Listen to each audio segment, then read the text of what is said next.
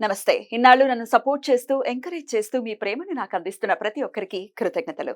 అలాగే ఈ వీడియో కూడా ఖచ్చితంగా మీకు ఉపయోగపడుతుంది. లైక్, షేర్ అండ్ సబ్స్క్రైబ్ చేసి మీ సపోర్ట్‌ని నాకు అందించండి. అలాగే ఈ వీడియో పట్ల మీకున్న అభిప్రాయాన్ని కామెంట్ సెక్షన్‌లో కామెంట్ చేసి తెలియజేయండి. ఇప్పుడు వీడియోని చూద్దాం. నమస్తే. Welcome to our channel. నేను పద్మిని. ప్రస్తుతం మనతో పాటు ప్రముఖ ఆధ్యాత్మికవేత్త, వాస్తు జ్యోతిష పండితులు, లలిత ఉపాసకులు, వాస్తు జ్యోతిష శిక్షణ నిపుణులు బ్రహ్మశ్రీ నానాజీ పట్నాయక్ గారు మనతో పాటు ఉన్నారు. మాట్లాడదాం. నమస్కారం సార్. శ్రీమాత్రే నమః. సార్, చైత్రమాసం మొదలైపోయింది. ఈ చైత్రమాసం మొదలవుతూనే చాలా అత్యద్భుతంగా వసంత నవరాత్రులు జరుపుకోవడం అనేది మనందరికీ తెలిసినటువంటి విషయమే. ఆఖరి రోజున అట్టహాసంగా శ్రీరామనవమి వేడుకలు చాలా అంగరంగ వైభవంగా యావత్ ప్రపంచంలో జరుగుతాయని అంటే ఎటువంటి అతిశయక్తి లేదు. ఎందుకంటే స్వామిని తలుచుకోవటం కూడా వైభవమే కదా. అయ్యయ్యో, అసలు అదృష్టం. అదృష్టం ఖచ్చితంగా. అయితే ఈసారి ఇంకా ఇంకా అద్భుతంగా జరుపుకోవాలి. ఎందుకంటే మొదటి నవరాత్రి స్వామి తన స్వస్థలానికి వచ్చిన తర్వాత సో ఖచ్చితంగా చాలా చాలా అద్భుతంగా జరుగుతుంది. అందులో ఎటువంటి సందేహం లేదు. అయితే ఈ వసంత నవరాత్రులను అమ్మవారిని కొలుచుకునేటటువంటి విషయంలో రకరకాల సందేహాలు ఉంటాయి, రకరకాల కన్ఫ్యూషన్స్ ని కూడా క్రియేట్ చేస్తున్నారు. ఇవి మనకి లేనివి, కొత్త కొత్త వచ్చాయి, కొత్త కొత్త పూజలు వచ్చాయి, ఇట్లా కొంతమంది మాట్లాడటం జరిగింది. అసలు వసంత నవరాత్రులకు ఉన్నటువంటి ప్రాముఖ్యత ఏంటి, ఎవరెవరు జరుపుకోవచ్చు, ఎలా జరుపుకోవాలి అనేది ఒక్కసారి మీ ద్వారా. ఒక నిమిషం. చాలా చక్కటి విషయం అడిగారు మీరు. ఒక విషయం ఏంటంటే, ఇక్కడ వీళ్ళే జరుపుకోవాలి, వీళ్ళు జరుపుకోకూడదు అనేటువంటిది ఎక్కడా ఉండదు. అసలు గుర్తుపెట్టుకోండి. ఎందుకంటే అన్నిటికంటే గొప్పదేమిటి, ఒకసారి మీకు ఆ వృత్తాంతం కూడా చెప్తాను ఇంకో ఎపిసోడ్లో. ఒక ఆంజనేయ స్వామి మహాభక్తుడు ఉంటాడు ఒకతను. అతను అతని పేరు ఏం పేరంటే పుష్కరుడు. పుష్కరుడు అని మహాభక్తుడు ఏం చేస్తాడంటే, ఆంజనేయ స్వామిని అడుగుతాడు ఒకసారి. అతని దగ్గరికి ఒక బోయేవాడు వస్తాడు, నాకు మంత్రం ఇవ్వండి, నువ్వు స్నానం చేసిరా అని ఆంజనేయ స్వామిని అడుగుతాడు. స్వామి, ఆయన చాలా ఇబ్బందుల్లో ఉన్నాడు, మరి నేను ఇవ్వచ్చా? భక్తి మాత్రమే ప్రధానం, కుల మత భేదాలు ఏమీ లేవు. ఎవరికైనా ఏదైనా మంత్రం ఇవ్వాలన్నా లేకపోతే ఏదైనా ఉపాసన చేయాలన్నా అని చెప్పడం జరుగుతుంది. సాక్షాత్ ఆంజనేయ స్వామి అంటే భవిష్య బ్రహ్మ, ఆయన ఈశ్వర స్వరూపుడు. ఆయన చెప్పిన దానికంటే మనం ఉంటుంది ప్రామాణికత ఉండదు. అయితే ఈ వసంత నవరాత్రుల్లో వీటికి ఉన్న గొప్ప విషయం ఏంటంటే, వసంత నవరాత్రులు ఈ అమ్మవారికి అయిపోగానే శ్రీరామనవమి వస్తుంది. అంటే దీని అర్థం ఏమిటి, మనకి లలితాసహస్రనామాల్లో మనకి శాస్త్రాల్లో ఏం చెప్తారంటే, రాముడే లలిత, కృష్ణుడే శ్యామల అని చెప్తూ ఉంటారు. అంటే రామావతారమే ఆ రూపంలో వచ్చిందని చెప్తారు. ఇంకోటి శ్యామల అమ్మవారు ఈజ్ ఈక్వల్ టు మళ్ళీ లలిత అనే చెప్తుంటారు. ఆవిడ నుంచి ఉద్భవించిందే కాబట్టి. అంటే ఏమిటి, ఈ కృష్ణుడు గాని రాముడు గాని అంతా కూడా అమ్మవారి స్వరూపాలే ఇక్కడ.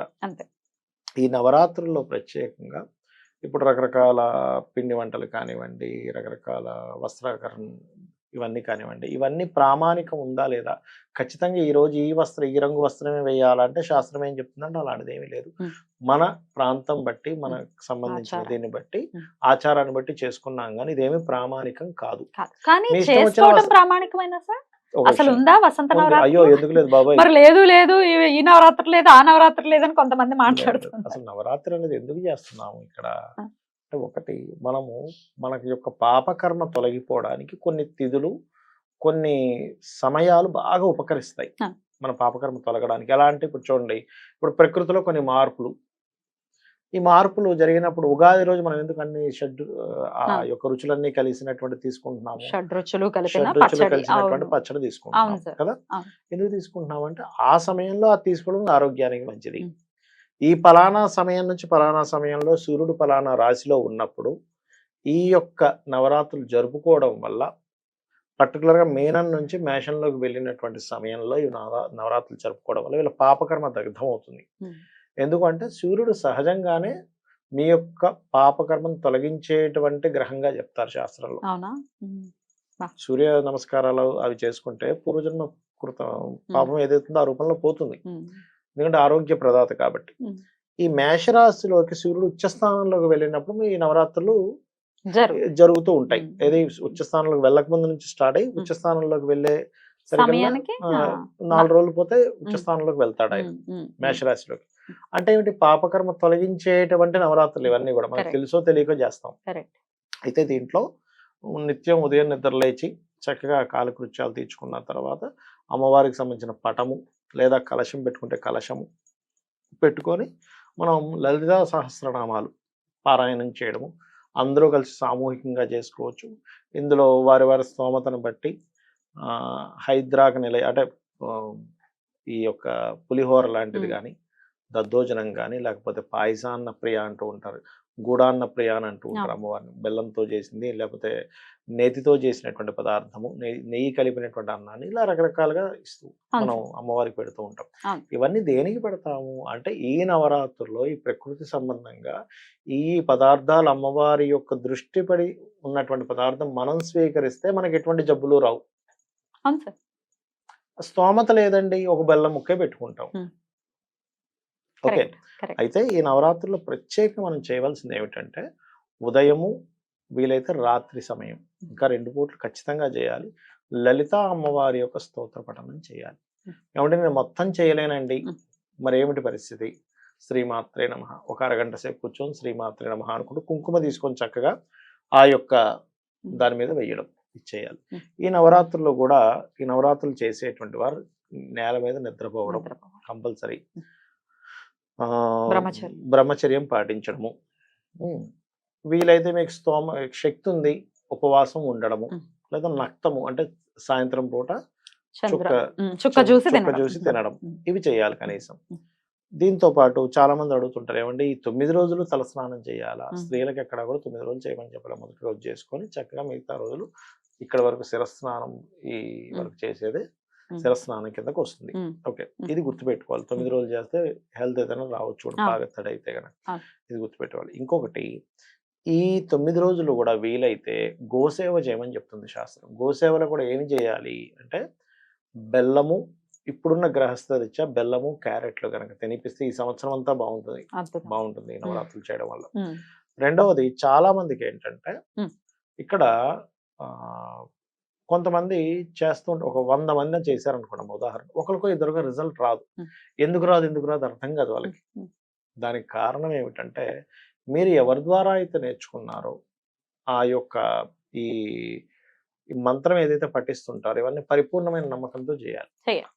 పరిపూర్ణమైనటువంటి నమ్మకంతో చేస్తే గనక ఖచ్చితంగా దాని యొక్క రిజల్ట్ అనేటువంటిది వస్తుంది. దీని గురించి ఒక వృత్తాంతం ఉంది, మనం ఇంకో ఎపిసోడ్ లో చెప్పుకుందాం. ఇక్కడ చెప్తే చాలా పెద్దది అయిపోతుంది. అంతే కదా సార్. అయితే ఇది మరి ఆడవాళ్ళు కాబట్టి ఏమైనా ఋతుక్రమం వస్తుంది, మరి 9 రోజులు కంపల్సరీ కంటిన్యూస్ గా చేయాలా, లేకపోతే లాస్ట్ 3 రోజులు చేసుకోవటము? ఋతుక్రమం ఉన్నవారు ఆఖరి 3 రోజులు 100% చేసుకోవచ్చు, దానిలో దోషమేం లేదు. కాకపోతే నేను చెప్పేది ఒకటే, చాలా మంది చేసే మిస్టేక్ చెప్తాను చూడండి. ఇక్కడ చేస్తూనే డౌట్ ఏంటి, అసలు నేను ఇది కరెక్ట్ చేస్తున్నాను లేదా, అలా చేస్తున్నా ఇలా చేస్తున్నా, ఈ డౌట్స్ తో వెళ్ళకండి. చేసిన తర్వాత మరలి వెంటనే అద్భుతాన్ని ఆశిస్తారు. వెంటనే అద్భుతం ఎలా వస్తుందమ్మా? సమయం పడుతుంది కదా. మీ కోరిక ఎలాంటిదో దానికి బీజం పడాలి కదా. వీళ్ళ అబ్బాయికి ఏదో రావాలని కోరుకున్నారు, ఇలా చేయగానే అలా వచ్చేస్తుంది, మ్యాజిక్ అవుతుంది కదా. దానికి సంబంధించింది ఎక్కడో స్టార్ట్ అవుద్ది, దాని కాంబినేషన్ అలా స్టార్ట్ అయ్యి వచ్చేలా చేస్తుంది. సంకల్పం అంటే ఒకటి, కోరికలతో చేయకూడదని నేను చెప్పను, ఎందుకంటే మనకి ఇచ్చేది అమ్మవారే. అమ్మనే అడుగుతాం, ఎవరిని అడుగుతాం చెప్పండి? ధర్మబద్ధంగా పూజ చేస్తున్నాం, అమ్మ నేను ఈ ప్రయత్నం చేస్తున్నాను, నీ యొక్క అనుగ్రహం నాకు కావాలని చెప్పి చేస్తున్నాం, కోరికతో చేస్తున్నాం. కొంతమంది చేసేది ఏంటంటే, చేసేస్తారు కానీ ఏ కోరిక కోరుకోరు. ఏ కోరిక కోరుకోకుండా ఏం చేస్తారమ్మా, నేను అనుకుంటుంది నాకు గనక కరెక్ట్ అయితే ఇవ్వు అని చెప్పని అనుకుంటారు. అది నిజమైనటువంటి మంచి ఉత్తమమైనటువంటి. అప్పుడు ఏం చేస్తుంది అమ్మవారు, సరే నీకు ఇది శ్రేయస్కరం అయితే ఇస్తాను, లేకపోతే ఇంకో నీకు మంచిది ఏది ఉందో అది ఇస్తాను.